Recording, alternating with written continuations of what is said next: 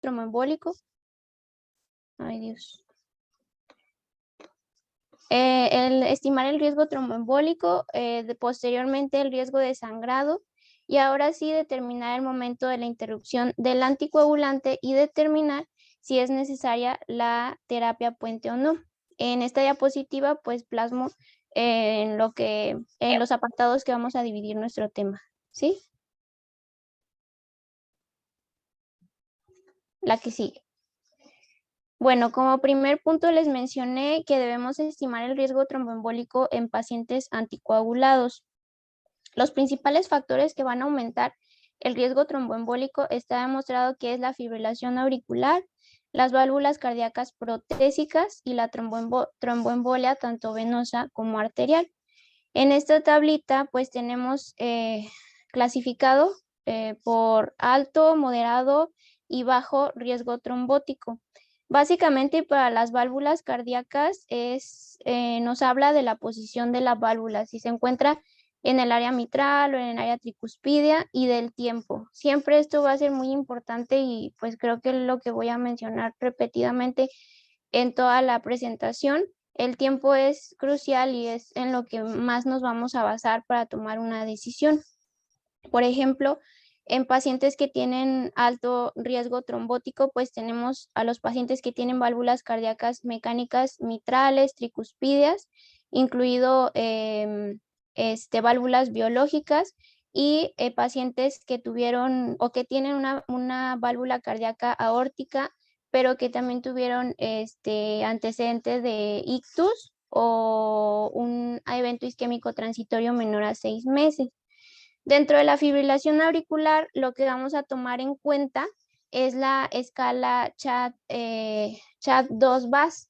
Esta escala nos va a hablar de estos puntos. Va a proporcionar un punto para la insuficiencia cardíaca, un punto para la hipertensión, un punto para la diabetes mellitus, sexo femenino, edad de 65 a 74 años y enfermedad vascular, incluyendo la arteriopatía periférica o cardiopatía isquémica, y se va a otorgar 2 puntos para una edad mayor o igual a 75 años y un antecedente de ictus o de evento isquémico transitorio o embolia periférica.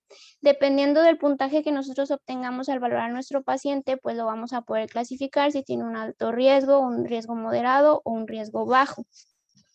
Y en cuanto a la tromboembolia venosa, pues igual es el tiempo. Los pacientes que van a tener un alto riesgo tienen que tener el antecedente de una tromboembolia venosa reciente menor a 3 meses, los pacientes moderados de 3 a 12 meses, y en los pacientes que tienen un bajo riesgo deben tener más de 12 meses después del evento, y además no tener factores de riesgo. Esto también es importante. Como hemos visto, hay que individualizar cada paciente que nos llega a valoración preoperatoria. La que sigue, por favor. Otra cosa que tenemos que hacer, bueno, lo que les mencioné ahorita es la estimación del riesgo trombótico en pacientes que toman ¿cómo se llama? Anticoagulantes. También tenemos que ver el riesgo o estimar el riesgo en pacientes que están antiagregados. Aquí es donde vamos a considerar los siguientes aspectos que son de suma importancia. Dentro de ellos tenemos el tiempo de evolución del proceso aterosclerótico hasta la fecha de intervención. El tipo de presentación, si es un evento agudo frente a una enfermedad estable. Las características del paciente, el tratamiento que se le realizó, si se le realizó una intervención coronaria percutánea, el tipo de stent que implantamos, si es liberador de fármaco o no, si es metálico, si el paciente se sometió a cirugía o si solamente se sometió a tratamiento médico. Sin embargo, el principal determinante, como se los mencioné hace ratito, relacionado con la suspensión o no de la antiagregación, es el tiempo transcurrido entre el episodio isquémico y la intervención. Y aquí es donde cobra importancia también evaluar las comorbilidades de nuestro paciente. Podemos tener factores como diabetes, enfermedad renal crónica, disfunción ventricular grave o antecedentes de ictus o ataques isquémicos transitorios, ya que se han asociado clásicamente con un aumento del riesgo de trombosis. Entonces, pues también vamos a clasificar a estos pacientes con un alto, moderado o bajo riesgo, dependiendo de los factores que les mencioné anteriormente. La que sigue, por favor. Ok, otra cosa que también debemos tomar en cuenta pues es la duración óptima de la doble antiagregación plaquetaria. Esto toma importancia cuando pues nos llegan los pacientes tanto para procedimientos, sobre todo para procedimientos selectivos. Mediante esto nosotros podemos normar una conducta y decidir si el procedimiento se puede posponer o no, ya que hay pacientes que deben cumplir cierto tiempo de doble antiagregación plaquetaria. Ya conforme vaya avanzando la presentación, pues les voy a ir explicando un poquito acerca de cada cosa. La que sigue, por favor. Ok, después de estimar el riesgo tromboembólico, tenemos que estimar el riesgo de sangrado. De las dos bibliografías que yo revisé, una fue el consenso de la Revista Española de Cardiología. En esta revista consideraron 3 grupos en función de las características del procedimiento que se iba a realizar. Consideraban un riesgo hemorrágico bajo las intervenciones en que la hemostasia se podía conseguir adecuadamente y en que una posible hemorragia no iba a suponer un riesgo vital para el paciente.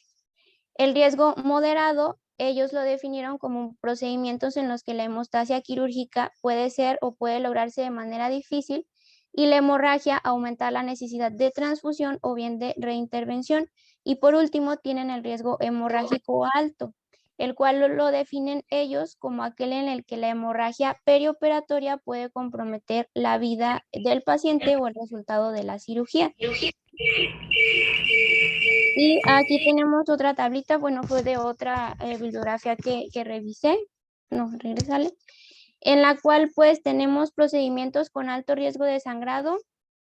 Aquí clasifican cualquier cirugía mayor y que dure más de 45 minutos. Una reparación de aneurisma aórtico abdominal, otras que tenemos es el reemplazo de válvula cardíaca, de cadera, de rodilla, una laminectomía, RTUP, cirugía de neuro, cirugía urológica, mientras que procedimientos de bajo riesgo de sangrado, pues tenemos hernias abdominales, histerectomía, colecistectomías, reparación de hidroceles o cirugía de hemorroides, entre otras. Entonces, pues es importante definir o saber qué procedimiento se le va a realizar a nuestro paciente. La que sigue, por favor. Ok, aquí viene un algoritmo en el cual nos podemos basar, hablando de los anticoagulantes, para saber en qué momento vamos o en qué pacientes es ideal interrumpir o no la anticoagulación. Para aterrizarlo todo y para fines prácticos, lo primero que tenemos que hacer pues es saber qué tipo de anticoagulante está tomando nuestro paciente. Ahorita les voy a hablar un poquito acerca de eso. Si un anticoagulante directo o bien un antagonista de la vitamina K. Después de esto tenemos que clasificar a nuestro paciente si tiene el riesgo de sangrado del procedimiento o el riesgo trombótico, si es mínimo o si es bajo. Dependiendo de esto, vamos a saber si lo suspendemos o no lo suspendemos. Definitivamente en pacientes que tienen bajo riesgo de sangrado y bajo riesgo tromboembólico y es un procedimiento menor, pues la terapia no se va a suspender. Por el contrario, en pacientes que tienen un alto riesgo de trombosis, y es un procedimiento mayor, pues sí se tiene que suspender, obviamente, dependiendo de cada fármaco. La que sigue, por favor. Hay cierto tipo de procedimientos o algunos escenarios en los cuales continuar la terapia anticoagulante es ideal. ¿En cuáles van a ser? Pues, por ejemplo, en los procedimientos dentales, a excepción de las extracciones múltiples, que ya se consideran con riesgo de sangrado, procedimientos cutáneos, como son biopsias de piel, y procedimientos cardíacos selectivos. Dentro de estos tenemos la implantación de dispositivos electrónicos, procedimientos endovasculares y ablaciones por catéter. Se han desarrollado varios estudios en los cuales confirman que se benefician los pacientes de mantener este tipo de terapia, se disminuye el riesgo el riesgo de sangrado, entonces no es recomendable suspenderlos, pero solamente en este tipo de procedimientos. La que sigue, por favor. Ahora, que esto pues creo que es lo más importante. ¿En qué momento vamos a interrumpir el anticoagulante? El principal determinante para conocer en qué momento es la vía de eliminación y pues casi todos es por vía renal. Entonces, cualquier alteración del aclaramiento de creatinina pues nos va a modificar la toma de decisiones. Entonces, para aterrizar un poquito, tenemos dos grandes grupos de fármacos anticoagulantes, que son los antagonistas de la vitamina K y los anticoagulantes orales directos. Aquí en esta tablita no incluye el acenocumarol porque pues todavía se usa, pero ya está en desuso ya va como que en desuso por la introducción de los anticoagulantes directos y demás, pero igual se los voy a mencionar. El acenocumarol pues es un derivado de la 4-hidroxicumarina, que es un antagonista de la vitamina K, el cual va a impedir la activación de los factores de coagulación dependientes de la misma, que como sabemos pues es el 2, el 7, el 9 y el 10, así como las proteínas C y S. Es importante saber en qué pacientes está contraindicado este tipo de medicamentos, como por ejemplo en pacientes que tienen hipersensibilidad a las cumarinas, en pacientes que tienen hemorragias activas, deficiencia de vitamina K, úlcera péptica, nefritis aguda, insuficiencia renal grave, eclampsia y embarazo. Y también es importante conocer con qué medicamentos se van a potenciar los efectos o bien qué medicamentos van a disminuir su efecto. Medicamentos que son importantes para nosotros, pues es la miodarona. La interacción de estos fármacos va a hacer que se potencie el efecto de la senocumarina, las hormonas tiroideas y el tramadol, así como también los inhibidores de la bomba de protones. Hay que considerar que pues muchos pacientes se automedican con este medicamento. Y el efecto se encuentra disminuido por medicamentos como barbitúricos, que pues eso también cobra importancia para nosotros. La vida media de la senocumarina es de 8 a 11 horas. El otro tipo de antagonista de la vitamina K que tenemos, que es la warfarina, impide que se lleve a cabo la carboxilación del ácido glutámico y por ende va a bloquear la producción de la protombina. Entonces, pues va a ser lo mismo, ¿no? Nos va a afectar la generación de los factores dependientes de la vitamina K y también de proteínas anticoagulantes como la C, la S y la Z. Tiene casi las mismas interacciones que la serocumarina y pues igual las mismas contraindicaciones que la misma. El momento de la interrupción de la warfarina se va a basar en la vida media biológica de la misma, que como les mencioné en la tabla es de 36 a 42 horas y en el tiempo observado para que el INR vuelva a la normalidad después de suspender este medicamento. Se estima que se necesitan de 2 a 3 días para que el INR esté por debajo de 2 y 4 o 6 días para que se normalice. Entonces, pues tenemos que tenerlo en cuenta. Dentro de los antagonistas de la vitamina K es el único, bueno, estos son los únicos que requieren el uso de terapia puente, pero cuando solamente en caso de que nuestro paciente tenga un riesgo alto o muy alto de tromboembolismo y este debe realizarse 3 días previos a la cirugía. Y como sabemos, pues es con heparinas de bajo peso molecular, que es lo ideal ya hoy en día. Ok, hasta Yo ahorita tengo vamos una duda. bien. ¿Dónde?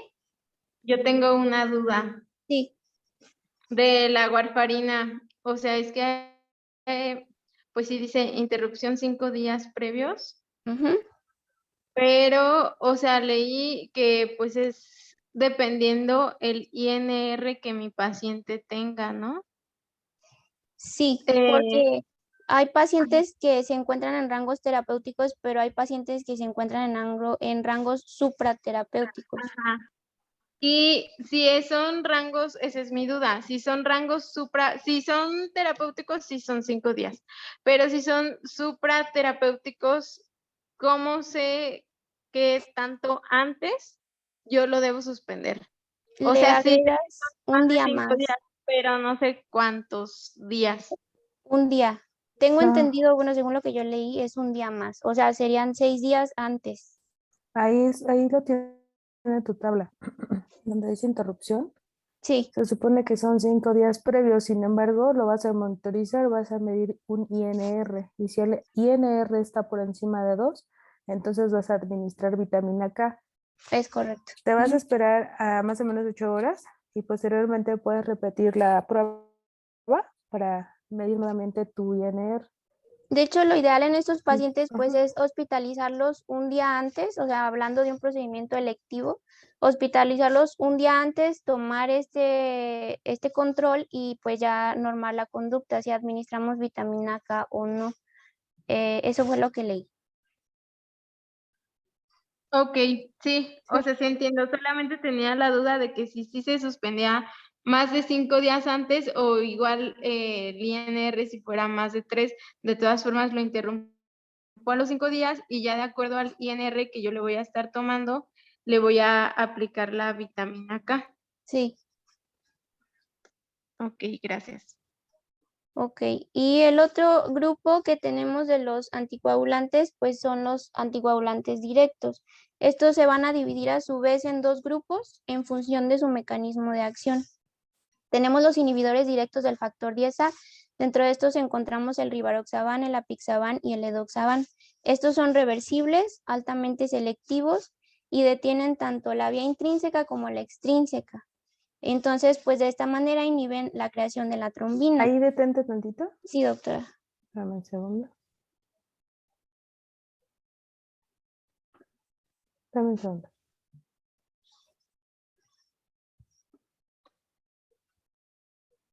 Cintia,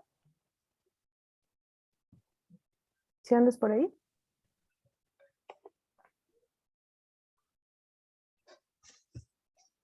Cintia. Ay, sí, estás. ¿Qué tu mamá?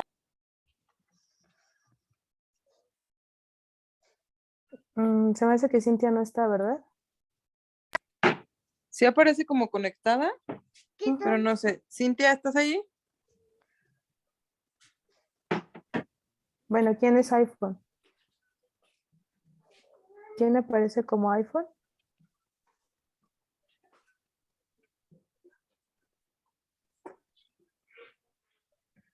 No, pues ahora no hay nadie, nada más están conectados, ¿no? Está Otto. Bueno. ¿Otto, estás Doctora. ahí? Aquí estoy. Yo estoy doctora Dafne. Dafne, ok. Dafne, Sí, dime doctora. las fases de la coagulación.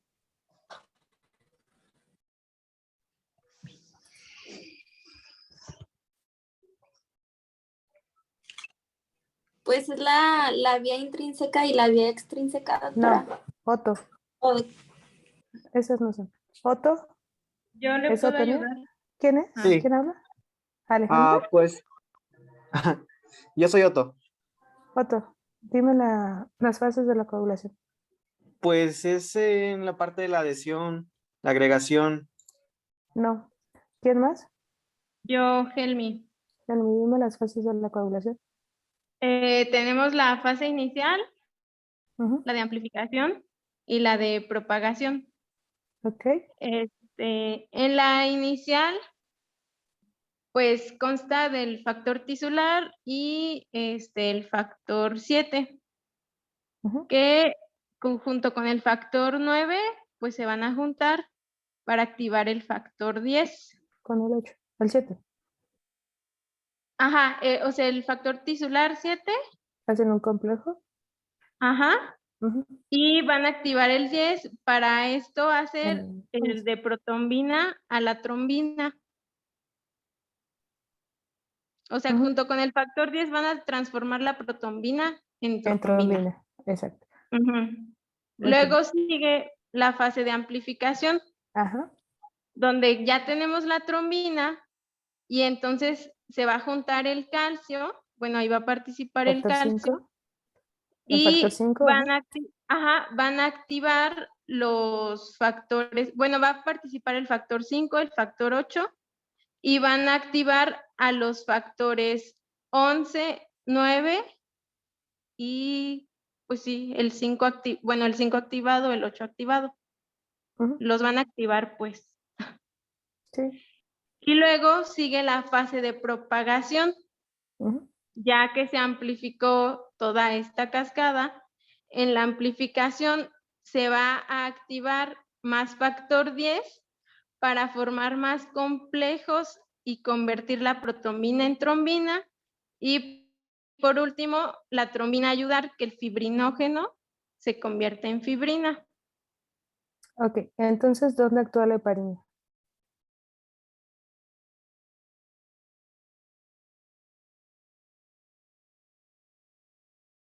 Porque es un anticoagulante, ¿no?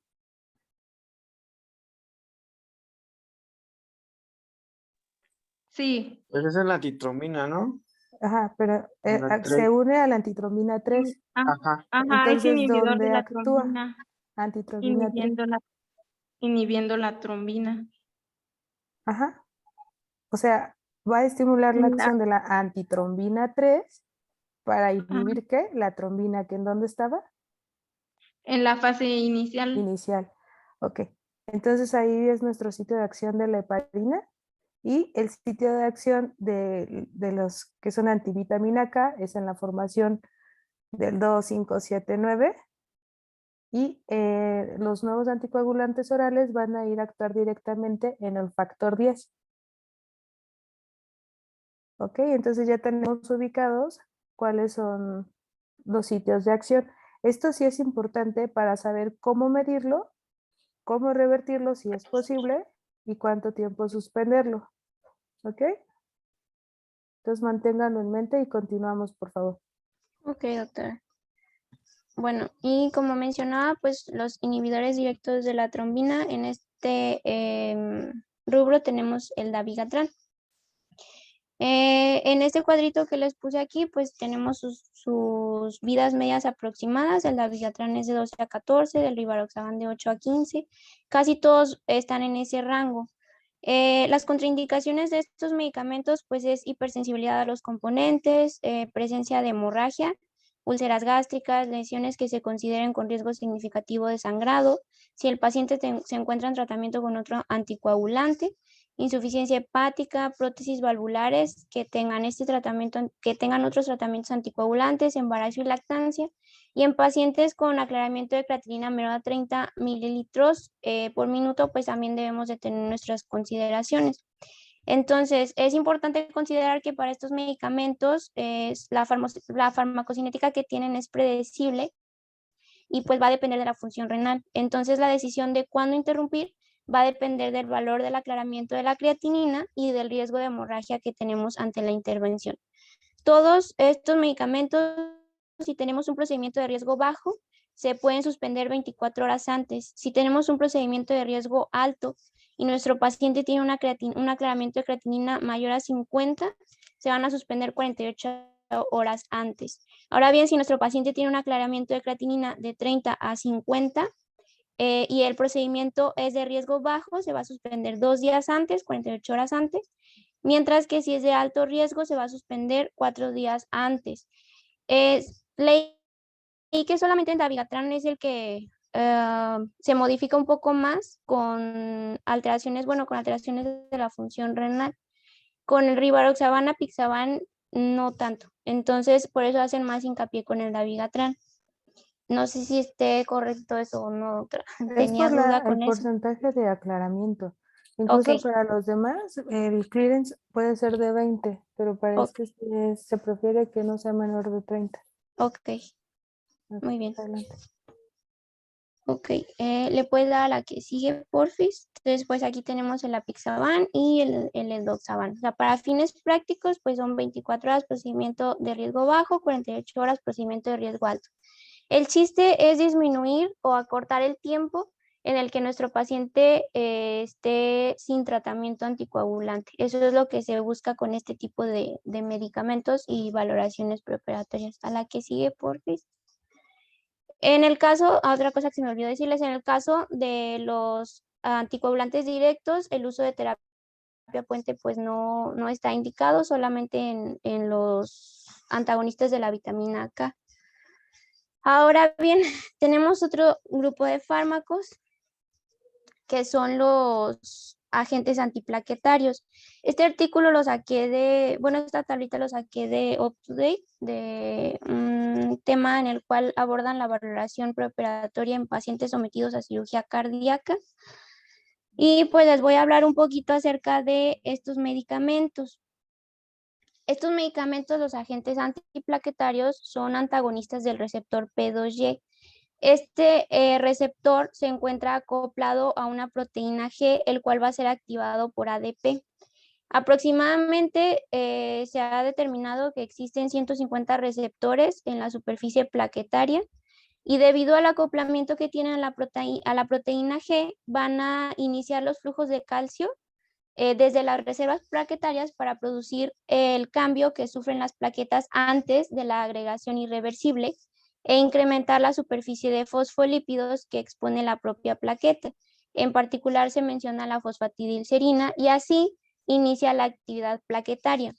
Entonces, el chiste de estos fármacos es que inhiben la unión del ADP a su receptor plaquetario, en este caso sería el clopidogrel, y los otros, que son el ticagrelor y el cangrelor, no previenen como tal la unión del ADP, pero cuando el ADP se une a este receptor, lo que hace es que evita que las señales sean inducidas por el ADP y por ende, pues no se activa la agregación plaquetaria. Estos receptores se ha demostrado que se encuentran tanto en plaquetas como en músculo liso, en células endoteliales y en cerebro. En esta tablita tenemos diferentes características de los medicamentos. El clopidogrel, prasugrel y ticagrelor tienen formulaciones orales, mientras que en cangrelor es IV. Es importante esta tablita, ¿por qué? Porque viene el tiempo de inicio, el tiempo que toma cada uno, normalizar la función de las plaquetas y cuándo es que tenemos que suspenderlos antes de cirugía cardíaca. Aquí obviamente pues se hacían hincapié en este tipo de cirugías. En cuanto al clopidogrel y el prasugrel, tenemos que se deben suspender 7 días, de 5 a 7 días antes el clopi, el prasu de 7 a 10, el ticagrelor de 5 a 7 y el cangrelor, pues como su inicio de acción es de 2 minutos y el tiempo para que se normalice la función de las plaquetas es de 60, se debe descontinuar la infusión 1 hora antes de la cirugía. Desconozco si este medicamento esté disponible aquí y en qué situaciones se puede usar o no, pero pues creo que es importante que lo conozcamos. Sí, sí está disponible. Sí está disponible, ok, doctora. Gracias. La que sigue, por favor. Bueno, otra cosa que considero importante es que debemos conocer los efectos esperados de los fármacos en las pruebas de coagulación de uso común, o sea, las que pues generalmente podemos tener en nuestros hospitales. Obviamente en hospitales de especialidades quizás encontremos pruebas, por ejemplo, cuantitativas para los antiagregantes, y cosas así. Entonces debemos considerar que, por ejemplo, los antagonistas de la vitamina K van a aumentar el tiempo de protrombina, mientras que las heparinas pues no tienen nada que ver con eso. Los, ¿cómo se llama? Los anticoagulantes directos, sobre todo el argotraban, pues también van a aumentar este valor que es el tiempo de protrombina. Y pues bueno, esa tablita ya yo creo que la revisaríamos como con más a detalle para nosotros tenerla o incluso pues cargarla todo el tiempo, ¿no? Para saber qué tenemos que hacer o qué tenemos que valorar o cómo vamos a valorar a nuestros pacientes. La que sigue, por favor. Antes de pasar a esto, se me olvidó mencionar el ácido acetilsalicílico. Para los pacientes, bueno, se ha demostrado que para los pacientes con antiagregación simple, se recomienda mantener el ácido acetilsalicílico. Ya se ha demostrado que reduce el riesgo isquémico sin aumentar significativamente el riesgo de hemorragia. Solamente hay estudios en los cuales se menciona que solamente para las intervenciones con muy alto riesgo hemorrágico, como por ejemplo los procedimientos neuroquirúrgicos, es adecuado considerar suspenderlo 3 días previos a la cirugía, obviamente si es un procedimiento electivo.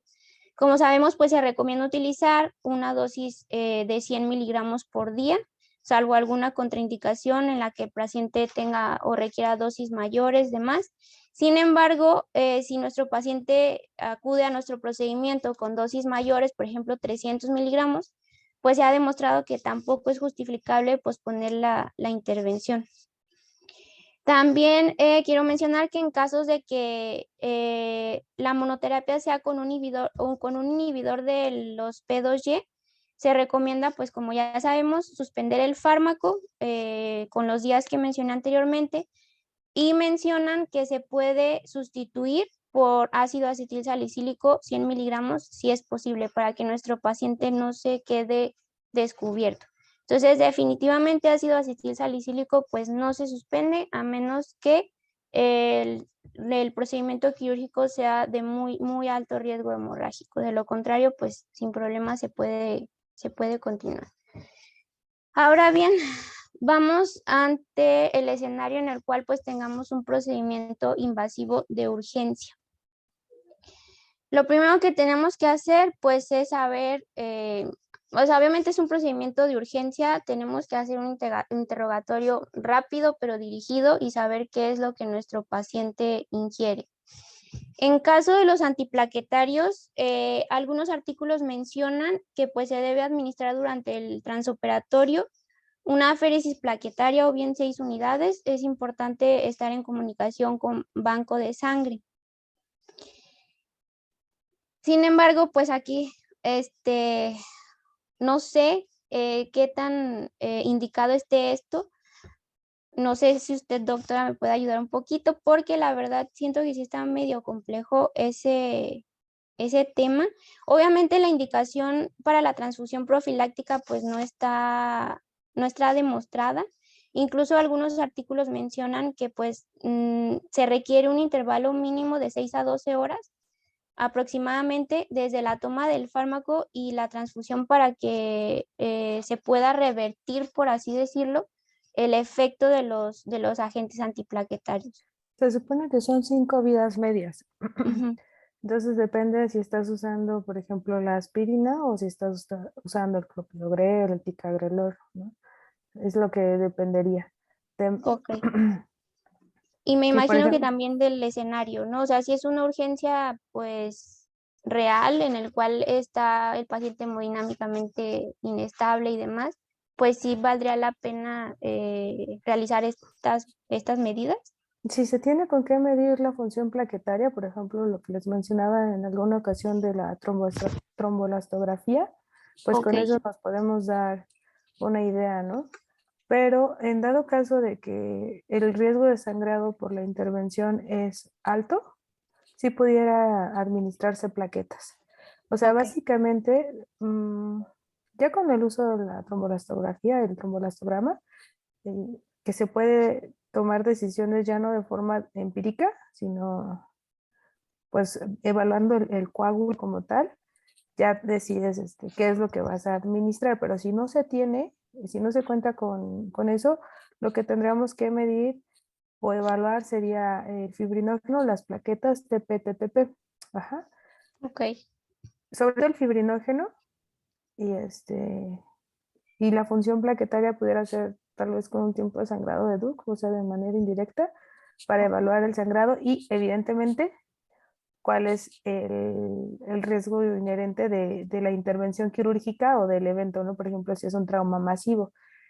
Hay que recordar que las transfusiones pues no son inocuas.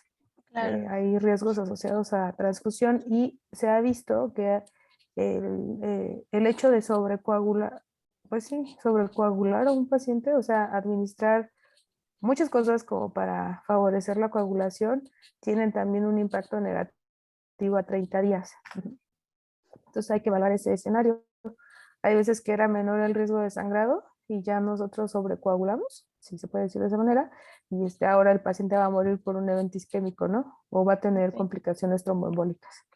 Pero, o sea, la manera para revertir el efecto de un antiplaquetario sí sería administrando plaquetas. Pero hay que evaluar lo que les comentaba, el estado actual del paciente, o sea, como evaluar el riesgo quirúrgico tanto por el padecimiento como por lo que se le va a realizar. Ok, doctor. Mm.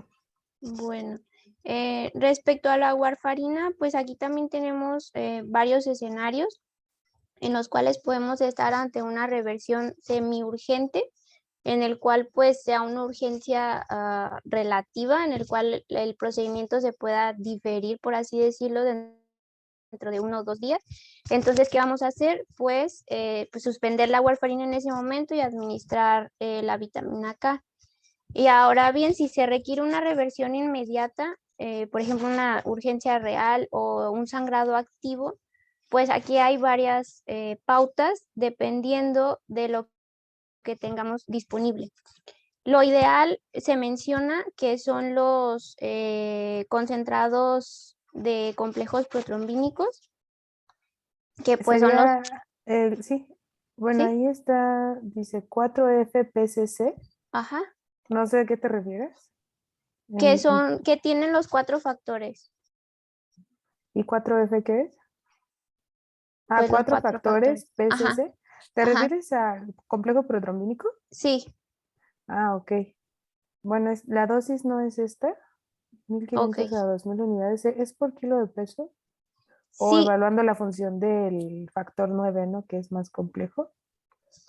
ok, doctor. El INR sí, o igual sería con crioprecipitados, ¿no? Y vitamina K. Sí, Ok. ok. Bueno, la bibliografía que revisé, pues eso decía, pero hay ahorita también en otro artículo que revisé, pues la dosis por kilo me parece que son de 25 a 50 unidades Sí, por kilo es eso, de los del complejo. concentrados, ajá, Es complejo protrombínico. complejos protrombínicos. Ujú. Depende de lo que tengamos entonces disponible, pero bueno, para aterrizarlo, pues si es una reversión semiurgente, pues vitamina K, y si es inmediata, pues tenemos los complejos protrombínicos, o bien, como ya lo que ya mencionó la doctora, la que sigue, por favor. Y en Dubia, cuanto, mande. nada más me perdí en eso en la de, o sea, hay dos presentaciones, en una en la que vienen 3 y otra en la que vienen 4. Sí, bueno, no sé si aquí en México, ¿verdad? Eso viene en Up to Date. No sé si aquí Aquí en en México México. está el Confidex y el Octaflex, algo así. No, se me acaba de ir el nombre, pero son las dos presentaciones que hay para el complejo. Pero traen los 4 factores. Ah, ya me hiciste dudar. Lo revisamos. Ok. Ah, ok. Según yo Sí. traen más, pero no. 4, me parece que son 4. Lo Ah, ok. tendremos que revisar, eso ya es muy específico, pero O son sea, pero ahí Octaflex en y Confidex. específico, pues el que tengan, ¿no? O sea, cualquiera de los dos. Sí. Ah, bueno. Y pues ya si no tenemos nada, pues ¿cómo se llama? Ay, ya se me Ah, fue. mira, ahí está, es Octaplex, no Octaflex. ¿Dónde? Ahí lo Ah, sí, tienes. ya lo vi. Octaplex. Ujú. Mm. El de 4 factores es el Octaplex. Sí. Ok. Bueno, y para los anticoagulantes orales directos, pues estos fármacos sí tienen sus, ¿cómo se llama? Se me fue la palabra. Sus antídotos, por así decirlo, Para revertir. Ujú. ajá, para revertirlos. Del Dabigatran tenemos el Idarucizumab, que la dosis aquí menciona que pues es de 5 gramos. Aquí en este artículo menciona que depende de la dosis que tome el paciente de Rivaroxaban, pues, digo de Dabigatran, perdón. Depende de la dosis que tome. Y para los inhibidores orales del factor 10A, pues tenemos el Andexanet alfa y pues también podemos utilizar los complejos protrombínicos. No sé si estén bien las dosis o no, pero pues eso fue lo que alcancé yo a revisar.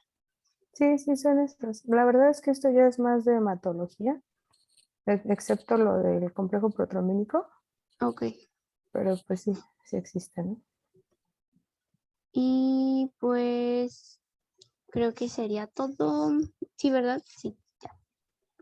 A ver, déjame fijo quién está presente, dame un segundo.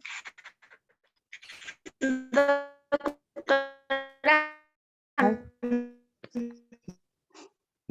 ¿dice residentes tercer año que está hablando o quién es? ¿O Dafne? No se entendió. Es Dafne. Ah, híjole. No se entiende, Dafne. ¿Quién está como residentes tercer ¿Yo? año? ¿Verdad?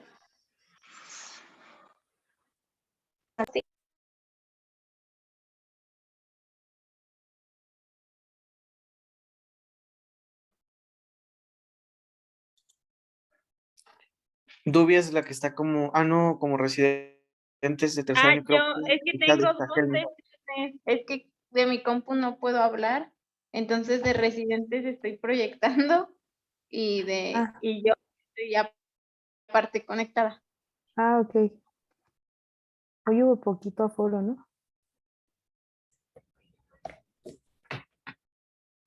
Bueno, pues de los presentes.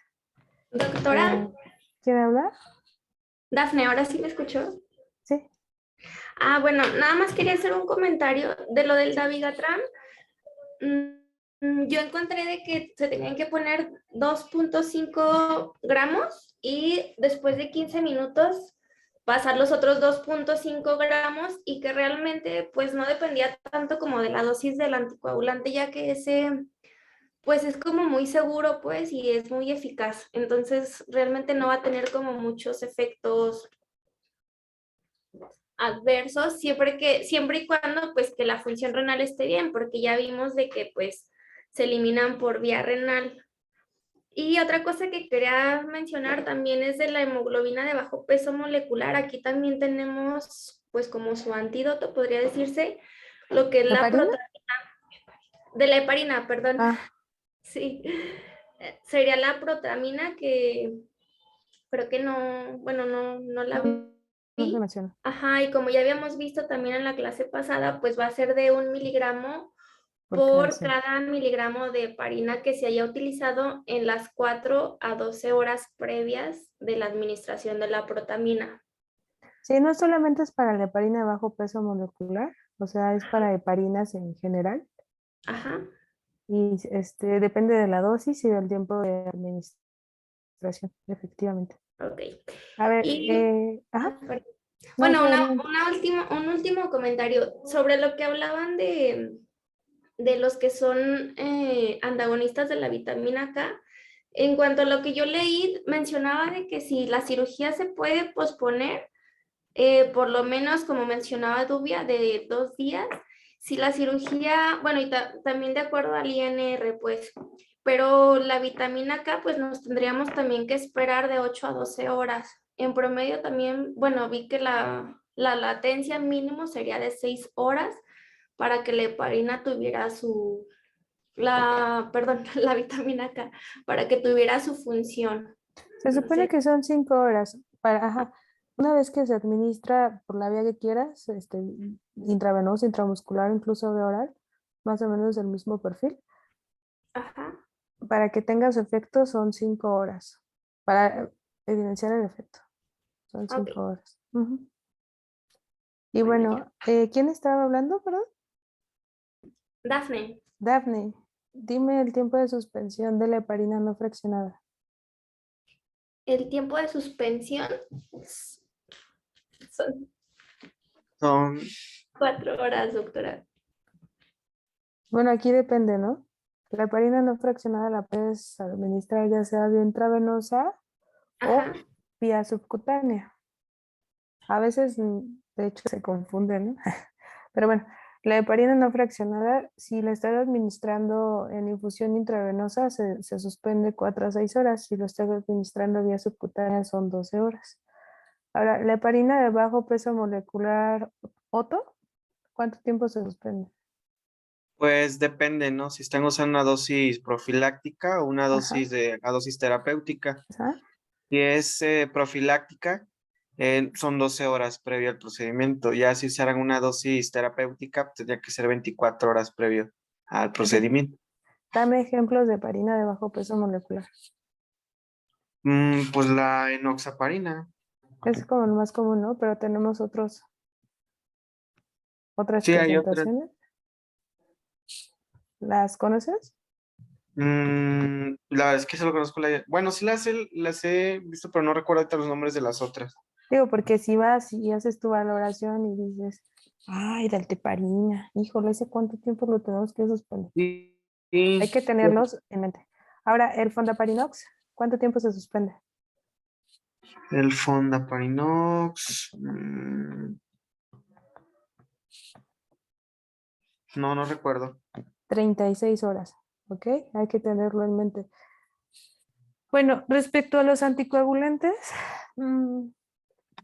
ya hay muchos, hay nuevos y hay como los de antaño, hacen como la warfarina, hay que saber cómo se miden y cuánto tiempo se suspenden, cuánto tiempo suspendemos heparinas y cuánto tiempo suspendemos los nuevos anticoagulantes orales y recordar que como se suspenden habitualmente 24 horas, pues esos no requieren terapia puente. La terapia puente idealmente la vamos a hacer con heparina bajo peso molecular o en algunos casos pues se realiza con heparina no fraccionada, ¿no? Igual Doctora, conocer, dígame. y en este caso, ¿por qué se prefieren, o sea, si puede uno suspender la heparina no fraccionada 4 horas previas, entonces, ¿por qué se prefiere la enoxaparina? Con las heparinas de bajo peso molecular. Ajá, bueno, Por en el este ajuste que, es de bajo peso molecular. buena pregunta. A ver, dime cuáles son los efectos de la administración de heparina. Los efectos negativos de la administración de heparina. Pues la plaquetopenia, ¿no? De los más importantes. No se llama así, ¿cómo se llama? Mm,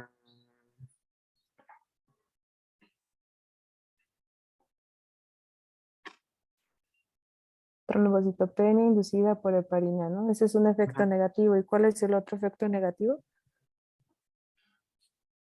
El efecto rebote de la heparina, ¿no? Entonces las heparinas tienen diferentes perfiles. Lo que es Ajá. heparina y heparina no fraccionada se asocian más al efecto rebote de la heparina, que ahora te vas a decir qué es, y a la trombocitopenia inducida por heparina. ¿Qué es el efecto rebote de la heparina?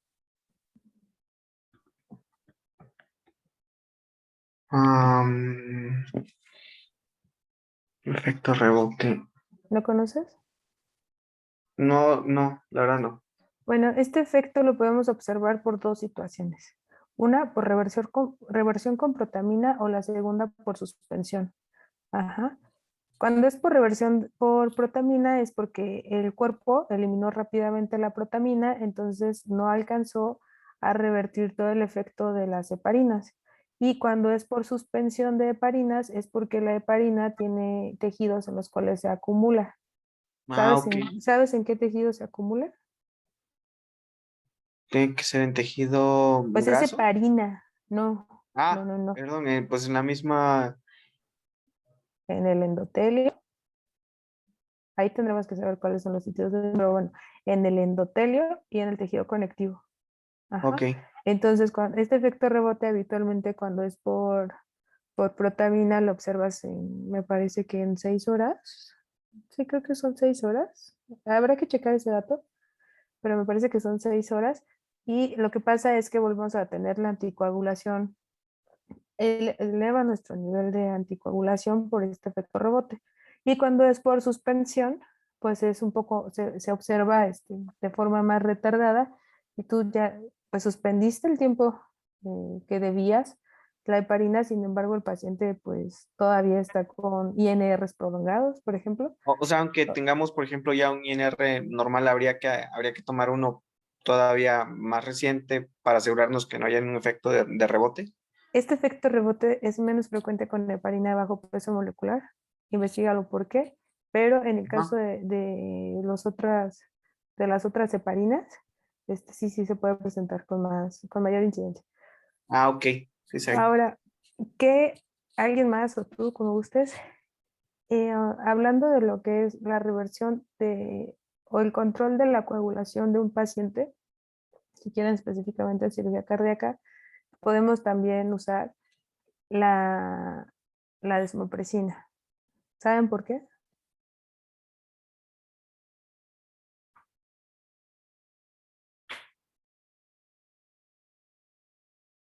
Bueno, si no saben por qué, van a buscar cómo funciona la desmopresina, cómo se administra, y también estaría interesante que buscaran antifibrinolíticos porque se usan en infusión.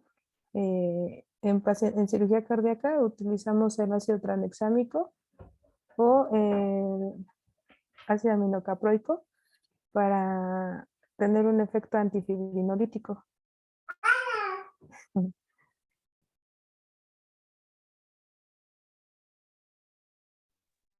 Bueno, y también estaría interesante que, bueno, este es un tema, ay, perdón si se escucha mi bebé. Este es un tema muy extenso. Me gustaría que revisaran cuál es el efecto de los crioprecipitados, por qué administramos crioprecipitados y en qué situaciones. También habría que leer un poco sobre trombolastograma. Ya hay bibliografía muy resumida, muy intuitiva, porque en el siglo XXI sí hay ROTEM, que es un tipo de trombolastografía. Ajá. Entonces lo pueden ahora sí que ver cómo se usa y pueden aprender a identificar qué pasa si tengo una R prolongada o si mi ángulo es menor o mayor de lo que debería. ¿Cómo voy a evaluar? O sea, ¿en qué sitio estoy evaluando el fibrinógeno o la elasticidad del coágulo? Porque bueno, es una herramienta con la que se cuenta ahí y no se tiene en todos lados. No es lo mismo que leerlo y ver los esquemas de los tipos de coágulos a tener un paciente en tiempo real que ya salió de bomba, que ya tiene todo para coagular, o sea, ya está eutérmico, ya se hizo reversión con protamina, etcétera, y sin embargo, no, pues está sangrando, ¿no? Y nada más quería comentarles respecto al sangrado, que, o sea, sí tenemos pacientes que ya estuvieron anticoagulados, estuvieron antiagregados, que son sometidos a bomba, se hizo su reversión, su terapia puente, etcétera, etcétera, pero el paciente sigue sangrando, ¿no? Entonces nosotros probablemente seamos muy dados a administrar lo que tengamos en la mano para favorecer la coagulación. Sin embargo, no debería de ser así, y menos si tienes una herramienta como el ROTEM, ¿no? Entonces, lean por favor bien lo que es fibrinógeno, lo que es factor de von Willebrand y lo que es trombolastografía para que aprovechen esa rotación. Y pues bueno, me parece que este es el último tema. Me habría gustado que estuvieran más personas presentes, pero les agradezco su atención y espero que a alguien le haya aumentado o haya nacido su interés por la anestesia cardiovascular y se animen a, pues, a realizarlo si está dentro de sus metas personales, porque es algo que se disfruta demasiado y pues bueno, espero que les hayan servido todas estas clases. No sé si alguien tuviera algún comentario. Ah, yo nada más quería preguntarle, entonces, por ejemplo, para los pacientes que meten para cirugía cardiovascular y que los meten a bomba y todo, o sea, prácticamente todo el procedimiento hay que hacer mediciones seriadas con el ROTEM. Vamos a estar prácticamente toda la cirugía, No, ¿no? no. No, en realidad el ROTEM tiene indicaciones específicas y además se realiza en eutermia. Ajá. Ajá, O sea, entonces prácticamente sería solo al inicio y al final. hay como cosas que evaluar. Tú ya evaluaste el riesgo del sangrado del paciente y Ajá. el riesgo quirúrgico pues es alto de cirugía cardíaca, pero bueno, el riesgo del sangrado del paciente y los factores predisponentes a un riesgo de sangrado mayor. Por eso les comentaba que leyeran sobre el fibrinógeno. Ajá. Entonces, el fibrinógeno y la función plaquetaria. El ROTEM en realidad lo utilizas posterior al DSTT, Ujú. cuando tu paciente ya está eutérmico, porque es una de las indicaciones que esté la temperatura normal y Ok. que además ha tenido mayor sangrado. Respecto a esto, de hecho, hay bastantes publicaciones donde, no bastantes, pero hay publicaciones actuales donde se vio que el paciente que continuaba sangrando posterior a cirugía cardíaca, el 70% de las veces se debía a una mala hemostasia quirúrgica y el 13% realmente era poco, se debía a defectos o bueno, a una mala coagulación, ¿no? En este caso, en el paciente que tiene coagulopatía, es en donde el ROTEM nos va a ayudar a decidir qué le voy a administrar. Ajá. Pero teniendo esto en mente que el 70% de las veces va a ser una mala hemostasia quirúrgica, pues realmente el ROTEM ni siquiera estaría indicado en todos los casos, ¿no? Ok, sí, está bien, gracias. Ya. Otra cosa, si pueden también lean lo que es factor 7, porque en el caso de hemorragia por, bueno, sangrado mayor a lo habitual por causa quirúrgica, el factor 7 es el único factor que de hecho sí nos ayudaría a cohibir este tipo de sangrado. Sin embargo, pues es tan efectiva la coagulación que se asocia a mayores eventos tromboembólicos durante los primeros 30 días.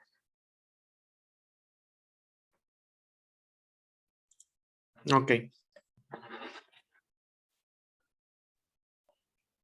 Bueno, pues si no hay más dudas, les agradezco mucho y pues ojalá que tengan mucho éxito en sus carreras. De mi parte sería todo. Gracias, doctora. gracias. Muchísimas, gracias, doctora. no, de qué. Muchísimas gracias, Jess. Muchas gracias por tu tiempo. Sabemos que pues es un esfuerzo con todo lo que se tiene que hacer, entonces apreciamos mucho pues todo tu esfuerzo, dedicación y tu paciencia. No, gracias a ti, Andy, por invitarme. Que estén muy bien y en realidad espero que a alguien le haya nacido el amor por la anestesia cardiovascular. Ya si necesitan algo, pues o a través de Andy o a través de mi correo que ya tienen por ahí, les puedo dar cierta orientación. Muy bien, gracias, doctora. Muchas Gracias. gracias, doctora. Muchas gracias, doctora. gracias. Chao. Bye. Bye. Muchas gracias, doctora.